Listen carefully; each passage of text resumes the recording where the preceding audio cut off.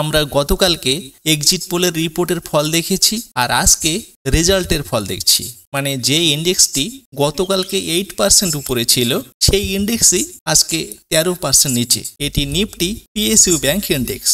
আর গতকালকে নিফটি 50 যেখানে 3% উপরে ছিল আজকে 5% নিচে এখনো পর্যন্ত, যদিও অনেকটা নিচে পর্যন্ত গেছিল। তবে এখনো যেহেতু রেজাল্ট চলছে, রেজাল্টের উপর ভর করেই আজকে নিফটি ক্লোজিং দেবে। আর আমি গতকালকে বলেছিলাম যে ইলেকশনের মতো বড় একটা ইভেন্টে শেয়ার বাজারে ট্রেড বা ইনভেস্ট না করাই বেটার। তো যাই হোক, এখানে টোটাল 18টি ইন্ডেক্স আছে। আমি দেখে নেওয়ার চেষ্টা করব সবচাইতে লোয়েস্ট লেভেলে কোন ইন্ডেক্সটি দাঁড়িয়ে আছে। এখানে আমি চেঞ্জে শর্ট করে নিচ্ছি।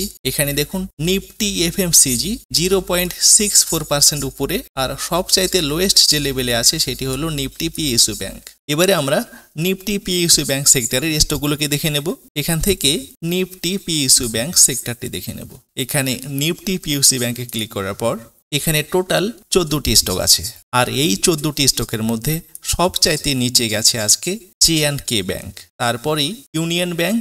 এখানে ইউনিয়ন ব্যাংকের চার্টটি একবার দেখে নেওয়ার চেষ্টা করব। এটি দেখুন ইউনিয়ন ব্যাংকের টেকনিক্যাল চার্ট। আর এখান থেকে যে র্যালিটা দিয়েছিল সেই র্যালিটাকেই কভার করে দিয়েছে মাত্র। এখানে কিন্তু এই লোয়েস্ট লেভেলটিকে ব্রেক করেনি। যদি কিনা সত্যি ওভারঅল রেজাল্ট খারাপ হতো তাহলে এই লেভেলগুলোকে ব্রেক করাটা কোনো ব্যাপারে ছিল না, যদিও এখানে অনেকটা নিচে এসছে।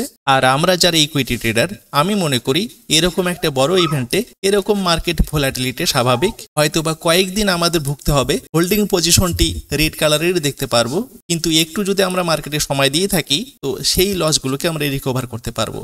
কিন্তু যারা অপশন বা ফিউচার ট্রেডার তাদের ক্ষেত্রে ব্যাপারটা একেবারে আলাদা। আর আজকের দিনে দাঁড়িয়ে অনেকেই পয়সা বানিয়েছেন, আবার বেশিরভাগই পয়সা হারিয়েছেন। কারণ এরকম ভোলাটাইল মার্কেটে পয়সা বানানোর জন্য আমরা অনেকেই মার্কেটে ইনভেস্ট বা ট্রেড করি, কিন্তু সেখানে হারের পরিমাণটাই বেশি থাকে। তো যাই হোক, গতকালকে আমি এই নেস্টল্যান্ড স্টকটিকে নিয়ে আলোচনা করেছিলাম যে স্টকটি আজকে এখনো পর্যন্ত 2% উপরে দাঁড়িয়ে আছে। যদিও আমি গতকালকে বলেছিলাম যে এই মুহূর্তে স্টক মার্কেট থেকে দূরে থাকাই ভালো। তো আমি যেহেতু রেজাল্ট দেখছিলাম, তো রেজাল্টের এক ঝলক আমি আপনাদের সাথেও শেয়ার করতে চাই। এটা অনলি ওয়েস্ট বেঙ্গলের রেজাল্ট, যেখানে 42 এর মধ্যে 31 এআইটিসি, বিজেপি এখনো পর্যন্ত 10, আর আইএনসি আছে একে দাঁড়িয়ে। কিন্তু এই রেজাল্টটি ফাইনাল নয়, সময়ের সাথে সাথে এটা বদলাতে পারে। তো আমরা আজকে মার্কেট বন্ধ হওয়া পর্যন্ত দেখব যে নিফটি শেষ পর্যন্ত কোথায় গিয়ে ক্লোজিং দেয়, এবং ওভারঅল রেজাল্টের দিকে তো চোখ রাখতেই হবে। আর সেই অনুযায়ী আমরা সামনের দিনের জন্য প্রিপারেশন নেব। তো এখনকার মতো এটুকুই। ভিডিওটি যদি ভালো লাগে লাইক ও শেয়ার করবেন, কমেন্ট বক্সে আপনার মতামত জানাবেন।